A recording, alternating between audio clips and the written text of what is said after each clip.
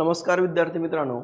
मुंबई उच्च न्यायालय वाहन चालकाच्या संदर्भाबद्दलचे जे प्रश्न आहेत तर त्यामध्ये आपल्याला लक्षात ठेवा की मॅन्युअल आणि ऑटोमॅटिक वाहनं याच्यामध्ये तुमच्या प्रवासासाठी कोणती आवश्यक आहेत याच्या संदर्भाबद्दलचे जे प्रश्न आहेत तर ते प्रश्न आपण यामध्ये पाहू. म्हणजे आपण मॅन्युअल आणि ऑटोमॅटिक वाहनाचे मुख्य फरक आणि त्याचे फायदे तोटे एकच प्रश्नमंजुषा ही याच्यामधून आपण काय करूया जाणून घेऊया. सगळ्यात महत्त्वाचं लक्षात ठेवा की वाहनांचं ट्रान्समिशन म्हणजे नेमकं काय. तर ट्रान्समिशन म्हणजे काय की इंजिनची ताकद ही चाकापर्यंत पोहोचवण्याचं काम करतं. याचे दोन मुख्य प्रकार पडतात. एक म्हणजे मॅन्युअल जिथं गिअर हे हाताने बदलावे लागतात आणि ऑटोमॅटिकमध्ये जिथे हे वाहनाचे तंत्रज्ञान हे स्वतः ऑटोमॅटिक बदलतं.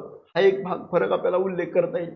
आता योग्य वाहन निवडणं महत्त्वाचं काय आहे तर कारण योग्य ट्रान्समिशन निवडल्यानं काय होऊ शकतं तर इंधनाची बचत होते, मायलेज चांगलं मिळतं, वाहनाची देखभालीचा खर्च मेंटेनन्स खर्च कमी राहतो आणि शहरातील ट्रॅफिकमध्ये प्रवास हा काय होतो सोपा होतो.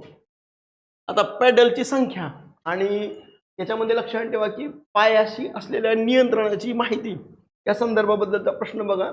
मॅन्युअल वाहनातील किती पॅडल असतात. मॅन्युअल वाहनामध्ये साधारणतः किती पॅडल असतात तर ते 3 पॅडल असतात. म्हणजे काय की मॅन्युअल गाड्यामध्ये एकूण 3 पॅडल. कोणतं ॲक्सिलेटर जे आहे तर ते कशासाठी आहे वेग वाढवण्यासाठी आहे. ब्रेक हे गाडी थांबवण्यासाठी, क्लच हे गिअर बदलण्यासाठी म्हणून आपल्याला सांगता येईल. म्हणून योग्य उत्तर आहे 3 पॅडल असतात. ऑटोमॅटिक मधला नेमका काय फरक आहे त्या संदर्भाबद्दल चर्चा करू. ऑटोमॅटिक वाहनात कोणतं पॅडल नसते. तर लक्षात ठेवा की इथं जो क्लच जो आहे म्हणजे ब्रेक आणि गिअर म्हणजे ज्याच्यामध्ये जर बघितलं गेलं तर विशेषतः क्लचचा जो पार्ट आहे तर तो ऑटोमॅटिक वाहनाच्या पॅडलमध्ये तो नसतो. फक्त ते दोनच भाग हे त्याच्यामध्ये असतात. म्हणून लक्षात ठेवा की ब्रेक आणि एक्सिलेटर हे दोनच ऑटोमॅटिक वाहनामध्ये असतात. क्लच हा नसतो. म्हणून त्यामुळं चालवणं हे ऑटोमॅटिक वाहन चालवणं हे सोपं आहे. गिअर बदलण्याची पद्धत जर बघितली गेली तर यामध्ये या संदर्भाबद्दल लक्षात ठेवा की गिअर चालक स्वतः बदलतो. ते वाहन कोणतं तर सगळ्यात महत्त्वाचं लक्षात ठेवा की मॅन्युअल वाहन जो चालक हा गिअर बदलतो. तर हे हा उल्लेख आपल्याला करता येईल. म्हणजे मॅन्युअल वाहनामध्ये चालकाला गिअर स्टिकचा साह्यानं स्वतः गिअर बदलावे लागतात आणि ते कसब आत्मसात करण्यासाठी सरावाची गरज ही आवश्यक असते ती म्हणजे मॅन्युअल गाड्यांमध्ये. आता ऑटोमॅटिकची कार्यक्षमतेच्या संदर्भाबद्दल लक्षात ठेवा की गिअर हे आपोआप बदलणारे वाहन कोणतं आहे तर गिअर हे आपोआप बदलणारे वाहन हे कोणतं आहे तर ते ऑटोमॅटिक आहे. हा एक उल्लेख लक्षात ठेवा. म्हणजे ऑटोमॅटिक वाहनांमध्ये गिअर बॉक्स जो आहे तो वेगानुसार आपोआप गिअर बदलतो.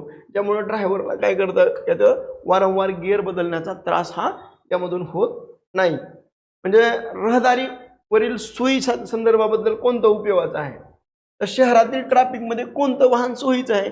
अर्थातच ते कोणतं आहे ऑटोमॅटिक वाहन हे सोयीचं आहे. कारण मॅन्युअल हे ते सातत्याने गिअर बदलावं लागणं, थांबवून लागणं, क्लच दाबणं, पुन्हा गिअर टाकणं हे जो गोंधळ आहे तर तो ऑटोमॅटिकमध्ये नाही. म्हणून हे शहरांमध्ये वापरणं हे आवश्यक आहे. आता लक्षात ठेवा की शहरांमध्ये वारंवार लागणाऱ्या ट्रॅफिकमुळं मॅन्युअल गाडीत क्लच दाबून गिअर बदलून पाय दुखू शकतात. ऑटोमॅटिक वाहन अशा ठिकाणी चालवण्यास अत्यंत सोपं आहे. हा एक भाग आपल्याला सांगता येईल. मेंटेनन्सचा विचाराच्या संदर्भाबद्दल प्रश्न आहे की कमी मेंटेनन्सचा खर्च कोणत्या वाहनात असतो. अर्थातच त्या मॅन्युअलचा असतो. इलेक्ट्रॉनिक ज्यामध्ये जे बघितलं गेलं तर त्याचा खर्च हा अधिक आहे. म्हणून मॅन्युअलचा वाहन हे कमी खर्च असतो. किंवा म्हणजे मॅन्युअल वाहनाची रचना ही साधी असते. ऑटोमॅटिक वाहनाच्या तुलनेमध्ये मॅन्युअल गाड्याची दुरुस्ती आणि सुट्ट्या भागाचा दर हा काय असतो कमी असतो. हा एक उल्लेख करता येईल. नवीन चालकांसाठीच्या सल्ल्याच्या संदर्भाबद्दल जर प्रश्न असेल तर म्हणजे नवशिक्या चालकांसाठी कोणतं वाहन उपयोगाचं आहे म्हणजे योग्य आहे तर सगळ्यात महत्त्वाचं लवकर शिकता येतं ते म्हणजे ऑटोमॅटिक वाहन म्हणून आपल्याला उल्लेख करता येईल.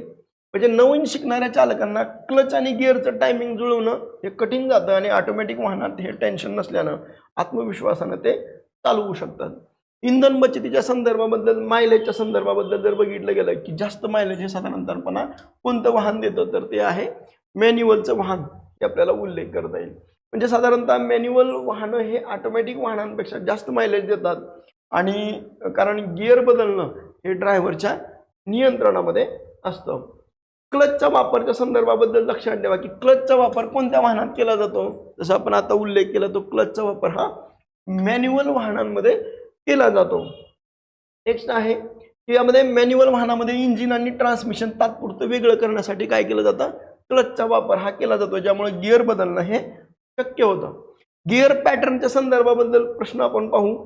ऑटोमॅटिक कारमध्ये गिअरचे प्रकार कोणते, तर लक्षात ठेवा की RNDP जे आहे तर हे या अर्थानं योग्य आहे.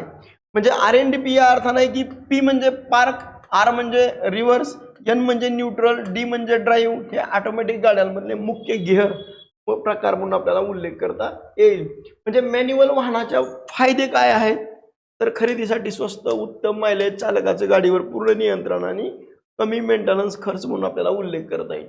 आता मॅन्युअल वाहनाचे तोटे ट्रॅफिकमध्ये चालवणे हे थकण्याचं असतं आणि शिकण्यासाठी हे जास्त वेळ लागतो. चुकीच्या क्लचच्या वापरामुळे पार्ट हे खराब होऊ शकतात. ते कशाचे, मॅन्युअल वाहनाचे.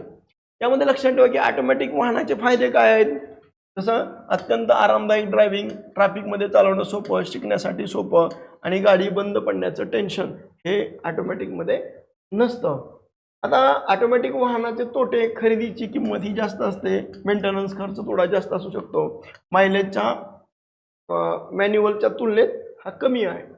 शहरासाठी काय उत्तम, तर लक्षात ठेवा की जर तुमचा 90% प्रवास हा जर शहरात असेल तर ऑटोमॅटिक वाहन ही तुमची पहिली पसंती असायला हवी. त्यामुळं गुडघेदुखी आणि थकवा हा याच्यातून वाचतो. म्हणून जर शहरात तुम्ही ड्रायव्हिंग करताय तर तुम्ही ऑटोमॅटिक गाडी ही वापरली पाहिजे, हा एक उल्लेख करता येईल. आता हायवेसाठी काय उत्तम आहे, तर हायवेसाठी लक्षात ठेवा की हायवेसाठी किंवा लांबच्या प्रवासासाठी मॅन्युअल वाहन हे अधिक चांगलं हे नियंत्रण देतं. विशेषतः डोंगर दऱ्यात गिअरवर नियंत्रण असणं हे फायदेशीर असतं, हा एक उल्लेख आपल्याला करता येईल. मुख्य फरक लक्षात ठेवा की पॅडलची संख्या मॅन्युअलमध्ये किती असते, 3 असते. गिअर शिफ्टिंगमध्ये जर बघितलं की मॅन्युअल हा गिअर कोण बदलतं, चालक बदलतो. मायलेज हे कसं आहे, मॅन्युअलमध्ये जास्त आहे, किंमत देखील ही कमी आहे. त्या तुलनेमध्ये पॅडलची संख्या ऑटोमॅटिकमध्ये किती आहे, 2च आहे. म्हणजे तिथं फक्त ऑटोमॅटिकमध्ये क्लच नाही, म्हणजे हा एक भाग लक्षात ठेवा. दुसरा आहे की गिअर शिफ्टिंग ही कशी होते, इथं चालक मॅन्युअलमध्ये चालक करतो, इथं हे ऑटोमॅटिक गिअर हे बदलले जातात. मायलेज हे कशामध्ये आहे, मॅन्युअलमध्ये जास्त आहे, त्या तुलनेमध्ये ऑटोमॅटिकमध्ये कमी आहे.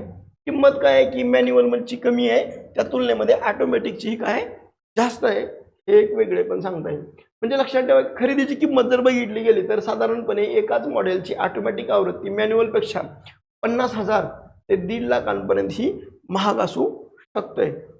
त्याच्यामध्ये भविष्यातली वाहनं, आजकाल नवीन येणाऱ्या इलेक्ट्रॉनिक गाड्यांमध्ये गिअर बदलण्याची गरज नसते, त्यामुळे भविष्यात ऑटोमॅटिक वाहनांचा वापर हा काय होऊ शकतो, अधिक वाढणार आहे, हे एक वेगळं वैशिष्ट्य सांगता येईल.